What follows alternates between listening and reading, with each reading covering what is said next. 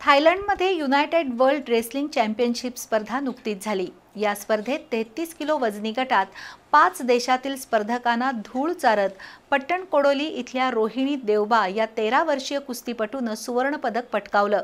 तिच्यावर आता कौतुकाचा वर्षाव होतोय। कोणतंही पाठबळ नसताना कुस्तीसाठी परिश्रम घेणाऱ्या रोहिणी देवबा या मुलीच्या मदतीसाठी दानशूराने पुढे येण्याची गरज आहे।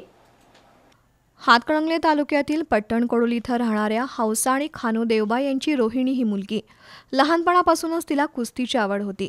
घरची परिस्थिती हालाखीची असल्यानं रोहिणीला कुस्तीचं प्रशिक्षण घेण्यात अडथळे आले, पण ग्रामस्थांच्या पुढाकारातून शिंगणापूर इथल्या विद्यानिकेतन शाळेत तिची रवानगी करण्यात आली। तिथं तिनं जिल्हा आणि राज्यस्तरीय कुस्ती स्पर्धेत चमकदार कामगिरी केली।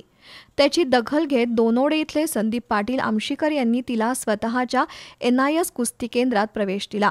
वस्ताद हरी पाटील आमशीकर यांच्या मार्गदर्शनाखाली तिचं प्रशिक्षण सुरू आहे। 17 जुलै 2024ला थायलंडमध्ये युनायटेड वर्ल्ड रेसलिंग स्पर्धेचं आयोजन केलं होतं। या स्पर्धेत 33 किलो वजनी गटात रोहिणी देवबानं Japan, Kazakhstan, Mongolia, Uzbekistan, Kyrgyzstan इथल्या स्पर्धकांना धूळ चारली। तिच्यावर सर्व स्तरातून कौतुकाचा वर्षाव होतोय।